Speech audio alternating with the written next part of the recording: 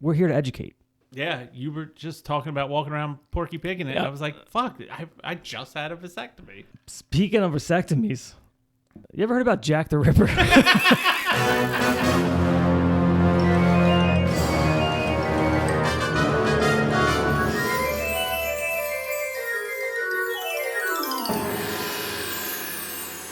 Happy Wednesday. Who knows what Wednesday, Steve? But Welcome to a Wednesday. and if we missed last week, sorry about last week. Yeah. And if we didn't, well, we're back to whatever. back again. Well, yeah, no. Whatever I'm it Jim. is. I'm Steve. And you are listening to Inappropriate. Which is Baltimore's best podcast. Yes, we haven't got into that, actually. Yes. We did talk about this, Steve, in a pre-show meeting. For some reason, this won't leave my screen. And it's a headline. Can't get rid of it. Might as well start the show off with Yeah, it. right. It's a poem. Sort of. Oh, okay. It's certainly not a haiku. Roses are red. I'm scared of bugs. A burglar contracted syphilis and 2 types of herpes after snorting more than 50 grams of dried human semen in mistaken belief that it was illegal drugs. It's a long way around to say that this dirtbag right here, Oh, he looks like he would snort semen. fucking semen snorter. So anyway, I hope everybody's doing well. The daylight savings time is kicking the sun up a notch. As we got a little bit extra daytime. I'm finally coming out of like the winter blues. That's how I feel. I almost want to snort semen. I'm so excited. I'm so excited. Do you stress out about daylight savings time? No. Do you know I stress out about it weeks in advance? What's the stress? Having smaller kids, like losing that hour, Oh yeah, I forgot that about that. stresses me out. And then the whole losing the hour and gaining the hour, just I have to prep. Like I think about, I strategically plan. Like, all right, I'm going to start letting the kids stay up a little bit later because then it's going to be later. And then, because I don't want them to wake up early. That's the biggest. Right. That's right. the biggest Yeah. thing. But I think with having kids, small kids, like daylight savings time is the worst. But I do love the weather's getting warmer. People start talking about vacations. I just like summer. Well, how's your movie going? If you haven't followed ESA Movie on Instagram, you should, because there is a reel that Jim posted, and it does make me laugh. Oh, so we haven't talked about that. No, we haven't. So how did you like the pitch teaser video? I guess you said. The thing that made me laugh the most is like you were like the wild and crazy. You were the me of the group, right? Like, and that's how I felt. But it was like, but I would never wear an American flag scarf, and the American flag scarf made me laugh every time I fucking saw. You're like Steven Tyler, but it was good. It was definitely good. It's difficult to write comedy, right? Because comedy is so on the fly, and you take so many like elements of whatever's happening right now even like within a conversation, within the house, with whatever. And so like to write something that's like, this is going to be funny in 3 weeks. Yeah. Right. Like that's, so I just was like, fuck it. When I was writing, I was like, this is kind of funny, and it's not like me at all. So. And then I knew I was not going to convince anybody else to be pantsless. As the writer, director, if you are not willing to do the fucking embarrassing thing, then right, you have no legs to stand on. And that's kind of how I really approach my business and anything else. It's like, am I willing to jump in and do it? And if I'm saying like, ooh, that might be too much for me, I won't do it. Yeah. So I have to be willing to just go there whenever. I loved it though. It made me laugh. Good. Well, it made me laugh. That was the whole point. It was like get people to watch it. You wouldn't believe how many takes it took to get that. Oh, I'm sure. Because initially I had it wrote that it was going to be a 1-take scene, like no cuts, no nothing. Like we start to finish, and you go. So soon, and we did that for probably 2 hours. Somebody always messed up, and it's such an easy thing, but. Either like I'm coming around the corner and then the microphone's on the table, which you can't see it, and then I'm walking and that thing falls over. Cut and go back, set it up, prop it, and then it was like, oh well, when I'm walking, kind of the joke was you're supposed to be able to hear me, yeah, talking on the phone, And then sometimes I'm talking too low. Sometimes, so like you got to adjust it. And then I don't know if you notice every little tiny thing has to be accounted for. So like there was a light, it's at nighttime. We had to set up a light outside shining in through the kitchen window by the sink to give just enough light to light the back.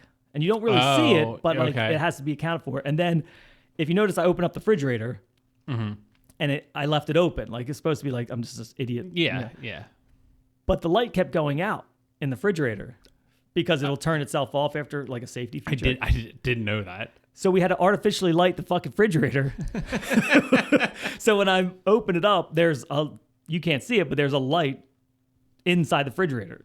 That is so funny how you have to account for that shit. There's so many things. And then, and of course, then I'm walking around with no pants on. Yeah. And it was fun. It was fun. Did it feel freeing to be Porky Pig in it? Here's the weird thing about that. At first, you think I'm going to be self-conscious because I have my pants off in a room where everyone else is fully clothed. But then you get some sort of this weird confidence. Nobody else will look you directly in the eye. So you could do almost like whatever you want, like you owning the room because no one else will fully like look at you. So like when they're looking away, there is some like truth to that because they didn't really want to, and I feel bad. They were getting accused of meat gazing. Right. So I've had to apologize to Kyle because he's had to edit and stare at my junk for hours and hours. Awesome. Well, speaking of staring at junk, I don't know if we touched on it last time, but how are we healing? I mean, we're pretty much back to normal. I want to know if your experience was similar to my experience. How I'm feeling now is my testicles, when they swing, if they hit something, I can feel it. But I can feel that's like dissipating over time. Yes. But I will say... Well, let me cut you off. If for anyone that doesn't know, Steve got a vasectomy. Yeah. And he's bringing us up to date on that. I had a 2024 goal of getting a vasectomy. That was my New Year's resolution in 2024. He said, fuck the gym, fuck eating healthy.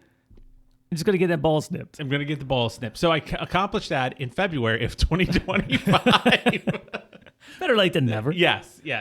But I will say, not my favorite experience in the entire world. For anyone who's considering it, and every man, I mean, most men that are listening to our podcast are listening to our podcast are within that range of, whether they get it or not, it's crossed their mind. Like, this is going to be something I may have to think about.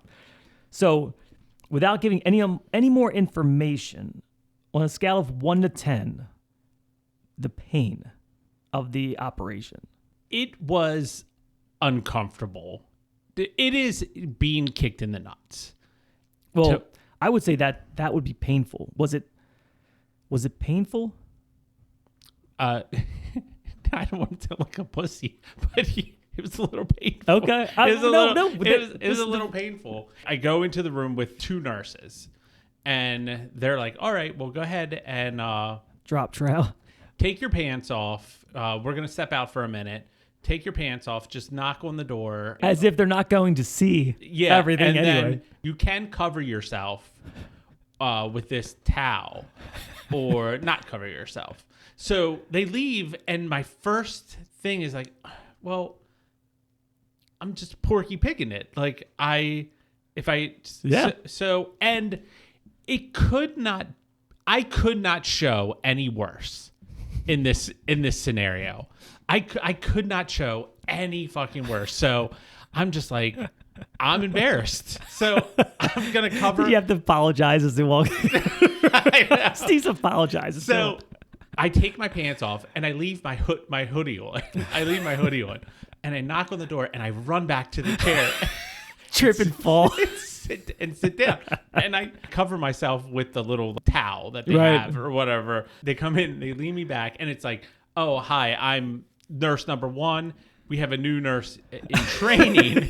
She looks at your junk. This is her first day. This is the first dick she's ever seen. It's the first dick she's ever seen. So she As the other nurse says, they don't all look like this. dude, for real. It was so embarrassing. So they lean me back, and then they grab like a fucking paintbrush of like the iodine, and then just start painting Gracefully. painting everything. And, and she's moving it with 2 fingers.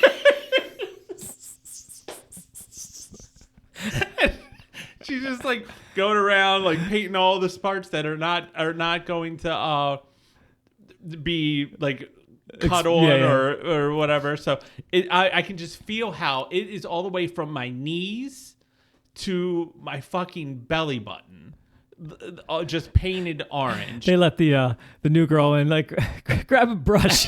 Yeah, get in here. We got to do Make sure you get the cracks. Do 2 coats on this guy or whatever. So they fucking paint, and then they're all done, and they're like, all right, the doctor will be in a minute. Then they leave and they go out, and I can hear like they're just talking giggling. They're giggling. That you do not want to hear giggling after they just seen everything. They could have just been talking about something else, or someone could have did something that was funny. They should know better. I am instantly thinking it's my dick they're laughing at. Of course, there's nothing else. Knock on the door, and then here comes the one nurse, then another nurse, the trainee nurse, and then another trainee nurse. So now I'm just like, are they just like bringing people in to stare at my dick? And I just can't. That's horrible. They're in the corner, and they're all in the corner, and then they're like, you look over, she's sneaking her phone out, like, take a picture. Then they're like asking me questions like, where do I live? And then the one lives right down the street from me, and I'm just like, oh, I want my dog past your house. I should have just fucking lied. I don't want to fucking have you know. But I think they know, right? Maybe I think they're trying to verify who you are. Yeah. And then the doctor comes in, and it's just like, comes in like willy-nilly. Never met this guy before, because the person I actually had my consultation with was not the actual person that performs the surgery. That's weird. So comes in, and he's just like starts doing it, and he's just like he is just like, all right, we're gonna start on this side, then move to this side, giving me the brief lowdown of it. And so they start doing the Novocaine or lidocaine or whatever. Right. So they're injecting your testicles with this numbing agent, and then he says it's gonna feel like you were kicked in the nuts. And as soon as he said that, it felt like I got kicked in the nuts. Did they tape your dick down? No. So he's moving it out of the way, and I can keep feeling it flop back. Maybe that's why they taped mine down. So then he starts using Q-tip to hold it. There is not a more humiliating experience. It is so humiliating. And then he's making jokes, and the nurses are laughing. And he's talking about his truck, and then I can feel him just like fucking doing all this shit. And I'm like, I can like it felt like I was kicked in the nuts. So I'm just like sitting there like, oh my God, it just isn't going away. And then you hear the sound of him like burning the ends. Oh yeah, the smell. You can kind of smell it too. I can't smell it, but I can hear the machine go, all right, this is what I cut off of you. And he lifts up like the piece of the vas deferens, and then I start seeing black. Like my peripheral is like starting to turn black, and I'm starting getting blurry vision. Your experience was quite different than mine. I mean, still the same, but I don't remember any of that pain. And this picture, which we'll post, is of me right after I got it done. Like I can't see straight. I wish you would have just went live. I tried, and the guy said, the guy said no. Oh. I tried to be like, can I just, which I'm glad I did. Well, it would have been funny. Like, I mean, just showing your face like the whole time, not like them. I was like this. Eyes were going across, and then I would have been dropping the phone trying to talk. But all in all, how long did it take? It took like 10 minutes. Yeah. Okay. It was not like in and out. It took longer for me sitting there to where I could get up and not feel like I was going to throw up. And then if he never showed me that fucking piece. Tube, I would have been good. Now the recovery. The recovery was actually pretty fine. Yeah, and I thought because they have like March Madness. Yeah, like they had this big push for vasectomy so that you can. You know what? That might just be like a common like secret. They told me if I went to Buffalo Wild Wings, they have a vasectomy chair. What does this do? It's a special chair that you can sit in if you had a vasectomy that day, and it's only reserved for people who have vasectomies. I didn't go. That's kind of cool. But I was like, I felt like they were about to give me a coupon. Like, but when he said, bring your paper like they were just like, he was like advertising it, and I don't know if I never heard about that, but I don't know if I would. Like everyone would know that you just got a vasectomy. I don't go to Buffalo Wild Wings. No, I don't know if I've ever actually. No, I have been in a Buffalo Wild Wings. So I don't know if anybody actually goes to Buffalo Wild Wings. Is there an actual chair that you know of? Yeah. Is it advertised? Did I miss out on something awesome from not? Yeah, like you just get unlimited wings. They just come keep bringing you unlimited wings. I don't even know how to switch gears from that, Steve. Sorry, but went off on a little tangent. We're here to educate. Yeah, you were just talking about walking around Porky Pigging it. Yeah. I was like, fuck, I just had a vasectomy. Speaking of vasectomies, you ever heard about Jack the Ripper? Yes, I actually went when I was in London on a Jack the Ripper tour. Yeah, I remember that recap. Yeah. So during our pre-show meeting, we always like to tune in everybody to how our pre-show meeting is about. We always bring it because it's occasionally we come up, like a couple weeks ago we both had straight all animals, so it was all animals. Yeah. But this time we came and we're like, hey, what do you got? And we both have a Jack the Ripper story, which was kind of odd, I guess. Except that the real Jack the Ripper has solved the mystery. Yeah, has 100% DNA match. So I don't know if anyone has heard this story, but I feel like it should be bigger news. It's a mystery that's puzzled the world forever. English historian and author Russell Edwards said DNA found on a shawl recovered from the scene from one of the killer's vicious slayings was tested, revealing the butcher who terrorized the Victorian London East in the late 1800s was a 23-year-old Polish immigrant named Aaron Kamiński, who died in a mental institution in 1919. 1919, that sounds... Like, it all checks out to me, because I was like, oh, well, the guy was fucking crazy to have to, butcher all these women. He was a barber. Yep. He was a barber in London, and so he had access to sharp materials. You would almost think a deathbed confession would have happened, right? Because somebody like that's so deranged, although they may have not believed him, you would think he would want in credit. A padded room in a mental institution. I always picture a mental institution in 1919, like the dude's probably in a straitjacket, right, just yelling shit at a wall, and then they're just like, he's in like a dungeon and they're just like throwing shit out. But like, why wouldn't a deathbed confession have happened? I don't know. I never understand why lots of people don't confess the shit on their deathbed. Like, who cares? Like, you're not taking this, I don't know. I guess your legacy, if somebody has a legacy, but that guy didn't have a legacy, a legacy to like stand on.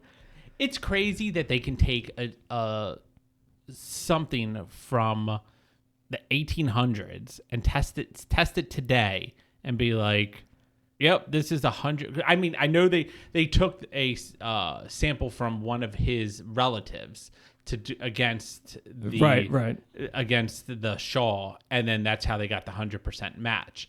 I don't know exactly when DNA matches started becoming a way to solve murders and crimes, but back in the 70s and 80s, as long as nobody saw you, you got away with it. I know. Zodiac guy was trying to get caught, and everybody fucking found that dude. The people trying to catch you had a magnifying glass. And a pipe. Right. Like, all you had to do was fool that guy. Yeah, like, it's amazing to me. There is a unsolved murder where I grew up, and I don't know why one of these like podcasts to do these weird true crimes haven't taken on this case. Yeah, because it has everything. It literally has everything that anybody would want to investigate, and it's juicy, and I knew everybody involved in this murder. I don't want to touch it. One, like, I don't really know how to investigate things like that. You know what I mean? How Like, to make a well, guess what? You might as well make your next thing might be a documentary. Dude, it would be an award-winning documentary. I mean, whether I did it or somebody. Literally, this guy, I don't want to get names. If you're from Lansdowne, Arbutus area, you will 100% know who I'm talking about. But this girl lived 2 blocks from me. And she was, I think, a year or two older than me. So we didn't really, like, converse, you know. But she lived the same house growing up, and I lived, 2 blocks away. And she was dating this guy. I knew this guy. I played football in the neighborhood with him a couple of times. Like, he was on steroids. And he was just that guy. Like, there was a group of guys that just did fucking steroids and whatever. Like, we played football, so I kind of loosely. And he went to my high school, and they both went to. She rode my bus. Anyway, they were dating forever, ever. And then one day she disappears, like, straight up disappears. But the way she disappeared was intrigued. This is the part where I don't understand why somebody didn't pick up the story. It was her son's 3rd birthday, if I'm remembering correctly. Their son's 3rd birthday. Mm-hmm. She leaves to go buy balloons. Her minivan was found in a parking lot about like 5 miles away with the key broken off inside the door.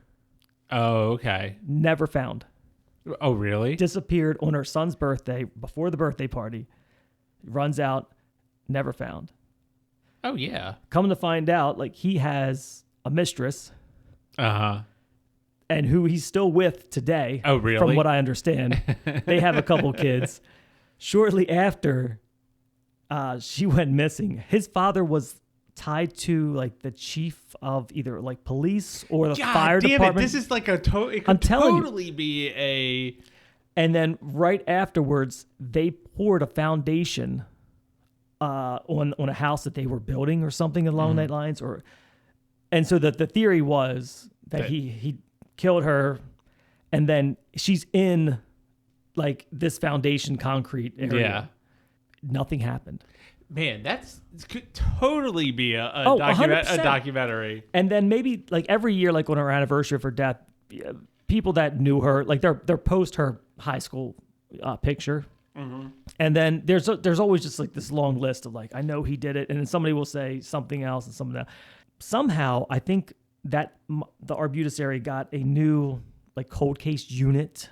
Oh, okay. A couple years ago. So they did some weird thing where they said they're gonna open this case back up, and they went to the house, like, unexpectedly. There's, like, some photos, and they took some, like, sonar, I guess, or something. I'm not exactly sure what they did, but somehow and then, like, a sonogram kind of thing. Yeah, I guess so. And then, like, that was kind of all. Nobody heard anything beyond that.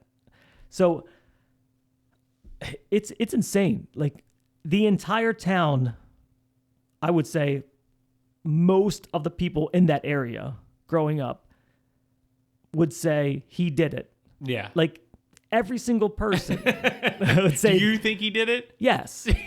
Well, let me say, I don't want to get hung up on words. Did he have involvement in it? Okay. Because did he do it? Was he involved? I would say I would say he had some type of involvement. Would be my gut. Yeah. If he didn't, it was just a crazy, crazy coincidence. Yeah, that's fucking nuts. A series of coincidences that most of the time point to the spouse being involved. Yeah. Oh. So somebody tell that woman from Serial, be like, look, right down the street, you did that one on Saeed. Oh yeah, You could have just went right down the street. Yeah. On the other side of that park, and you would have been fucking good. It could be a good movie. But the transition. I was like, do you want to? Because we could derail our whole thing if we want, because we can talk about Gene Hackman. Now it's fucking nuts. But well, she died from Hantavirus. What?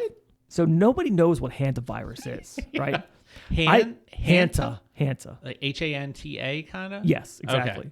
I don't get anxious mostly. I don't think I'm going to, die from anything crazy, but I've always thought I'm going to die from Hantavirus.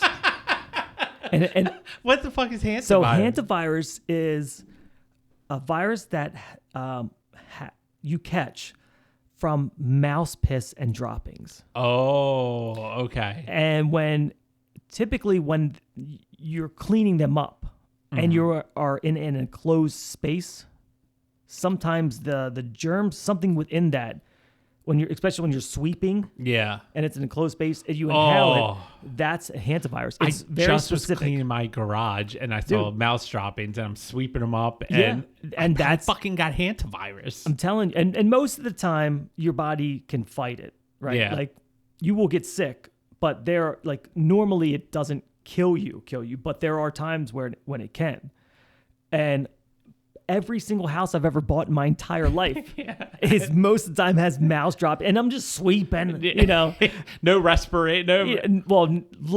Past couple of years, I do respirator, but in the beginning, when I was younger, nothing's gonna kill you when you're younger. I could eat mouse shit and be fucking good. You know what I mean? But then I heard about I'm like, Hantavirus, what? And then it's like, oh shit, literally, and I sweep that stuff up all the time. So now if I go to buy a house, I ain't sweep, windows open, respirator on, sweeping it nice and easy. That is correct. So she died.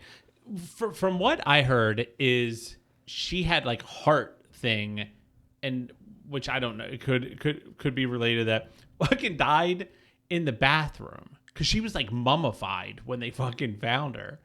Oh wow! And so she's been dead a couple. So she's been dead, and he has fucking Alzheimer's. So he's just wandering around the fucking house. So how did he die? What was his cause of death? Malnutrition, not eating or anything. He just fucking wandered around and then just died because she was 20 years younger than him, right. And she was his caregiver. She dies in the bathroom with the fucking dog. The dog's in there probably barking. And he's just walking around not remembering anything. I can imagine that their house was fairly large. So it might even be possible if she was sick and was let me stay in a different wing, or, you know what I mean? Maybe I don't have a mansion, but let me stay in a different part of the house so I don't get Gene sick. And then just died, Yeah, she just died. And if she had a heart thing, that could probably coincide with the fact that why she died with Hantavirus.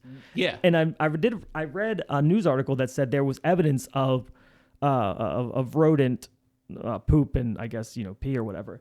I don't know Mexico, right? Is that a thing in Mexico?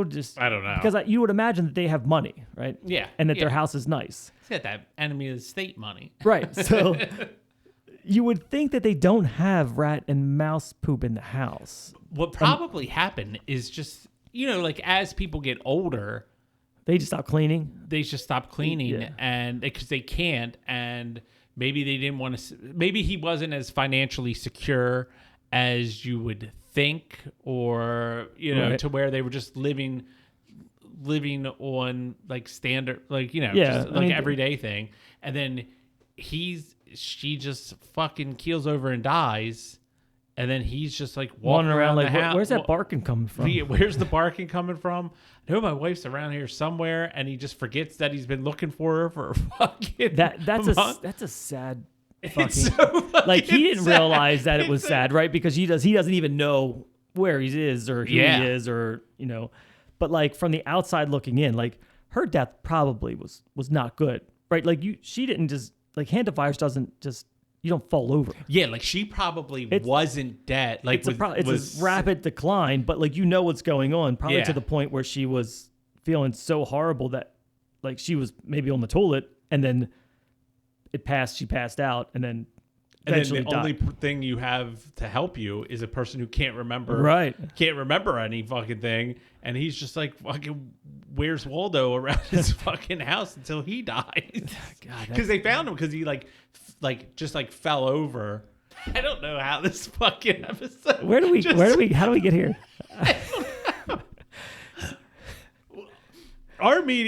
Steve, roses are red. Our whole episode got derailed, and we just kept going down the fucking thing. Let's talk about Gene Hackman's walk down the sad path. death. God. All right. I mean, well, there's no point in trying to bring it back on track now. Come back next week, and we will talk about everything we were going to talk about this week next week. Oh, I fucking love when we just fucking go off the rails. Go ahead and follow my movie page if you choose, ESA movie on Instagram. And while you're on Instagram, go over to Inappropriate with Jim and Steve and follow that. You can see Steve's photo when he got snipped. Yep, it'll be right there. It'll probably be the thumbnail for this with sunglasses on my head, walking around my house With some rat droppings around. with Hantavirus. I'm Jim. I'm Steve. And we hope that you join us again next week. Bye.